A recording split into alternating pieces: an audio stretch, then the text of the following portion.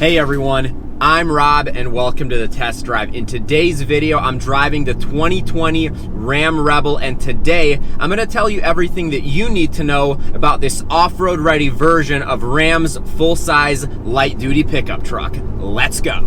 So the Rebel is actually a trim level in the Ram 1500 lineup for 2020, and it is the off-road ready version of the Ram 1500, kind of similar to the Ford Raptor, although the Raptor is much more capable than the Rebel. However, there will be a Rebel TRX, which I believe is meant to compete with the Raptor, so it's going to be really awesome once those come out. But nonetheless, even the regular Rebel is still a really awesome and very capable truck. So like in every other review, we're going to start with the exterior of this truck, and right away you can tell that this is not a normal Ram 1500. You have these 33-inch massive all-terrain tires on these 18-inch wheels.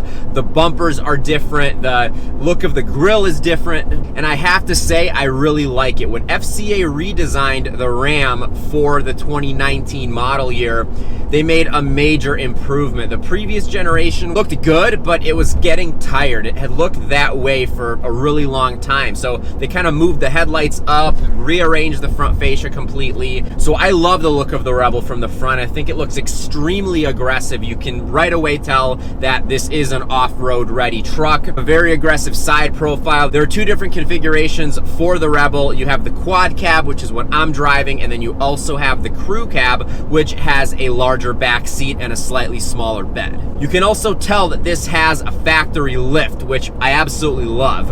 And then from the rear, it looks really good. I love how stylish and modern looking the tail lights are. You also have dampening for the tailgate, so it's not rattling around when you're taking this off-road. Then when you get to the interior, you can tell that the Rebel is actually a really nice pickup truck. It's not just something it's meant to mess around with off-road, and the interior is just kind of like the old Wrangler, let's say. This is actually a really nice place to be. The quality of the materials is also really nice. You have soft touch surfaces pretty much everywhere. You also have this red trim, which I think is pretty cool. And it's interesting because the Jeep Wrangler Rubicon also has the red trim. So it's cool how FCA kind of made that their off-road color, I guess.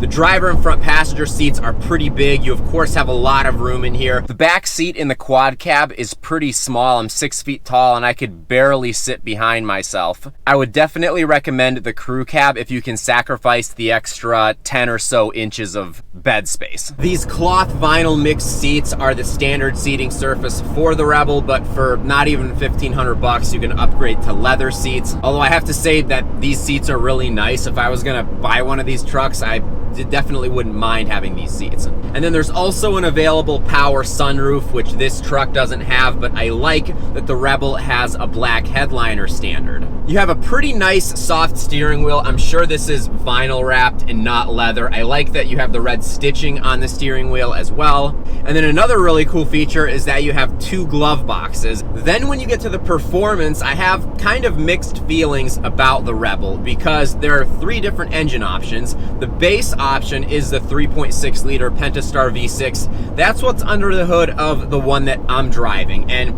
I really don't think this engine belongs in this truck. That's just my opinion. It does put out 305 horsepower, 269 pound-feet of torque, which is not bad, but I think for such a beast of a truck, or at least the way that it looks, I think it needs to have either the Hemi V8, which is an option. There's also an e-torque mild hybrid version of the Hemi V8, which gives it an additional 130 pound-feet of torque at launch. And then there is the 3-liter turbo diesel option that might be what I would go with. If I was going off-road a lot, I would definitely go with the diesel. It's something like 480 pound-feet of torque, which is just amazing. So how good is the 3.6 liter V6? Well,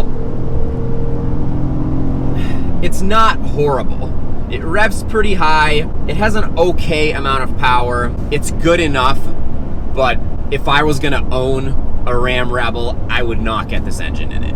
What's pretty cool though is that the design of the hood is still very aggressive regardless of the fact that you have this V6 under the hood. You can get the Rebel in either 2-wheel drive or 4-wheel drive, which I think is pretty interesting because if you're gonna take this off-road, you would definitely need to get it with 4-wheel drive. You also have an electronic locking rear differential standard, which is awesome. That helps a lot when you are going off-road. And I have to say, I'm really happy with the way that the Rebel rides. I figured the ride would be a little bit stiffer. I thought there would be a lot of road noise from the all-terrain tires, and they're actually not. This is a really comfortable vehicle to drive on a long trip, and you don't get a lot of wind noise and road noise. It's actually great, and I'm sure the cabin is also very well insulated. But I have to say, if you compare this to my 2020 Wrangler Rubicon, this rides significantly better, as you'd expect. I mean, you got a much longer wheelbase. There's a lot of reasons why this rides better, but it rides really nicely. I didn't expect it to be this nice. The only transmission option is, of course, the 8-speed automatic, and unfortunately, you have this little rotary dial to go from park, reverse, neutral, and drive. It's okay, it's not my favorite thing in the world. And then if you want to shift the gears manually, there is a plus and minus sign on the steering wheel. The other thing that I really like is you can actually set a gear limit, which is also really helpful when going off-road. Then when you get to the technology, the Ram Rebel is, again, very impressive. Now, unfortunately for the infotainment screen, the standard option is the 5-inch UConnect system. This system, in my opinion, is really outdated, and it's so cheap to put the UConnect 7 in these vehicles, and you get Apple CarPlay and Android Auto standard. I don't know why they don't just have that be the base option in every FCA vehicle. Nonetheless, that's what you get here. You have satellite radio and Bluetooth and all that stuff.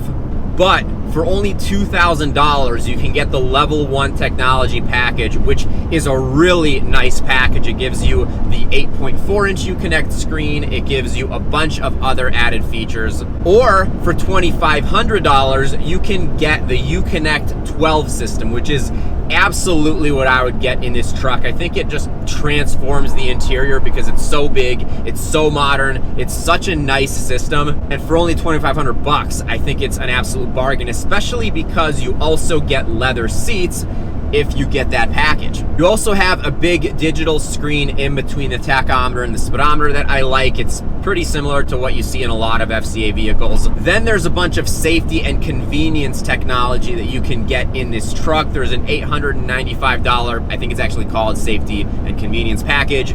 Gives you forward collision detection. It gives you the lane keeping system. One of the things I like about the Ram Rebel is that you can get into one for right around $45,000 sticker price, and then you can add a couple of these packages and it still ends up being not a very expensive truck. And again, this is not a Raptor. It's not designed to compete with the Raptor necessarily, but you can get a lot for a lot less money than you would in a Raptor. If you really aren't going to do the craziest off-road stuff, you could equip a Ram Rebel very nicely and be significantly less expensive than a Raptor. You can also get a V8, and you could put an exhaust on this and you would have a much better sounding, probably more fun street anyways, pickup truck than the Raptor. It's just my opinion, and I actually love the Raptor. I love F-150s, but there's a lot of value with the Rebel.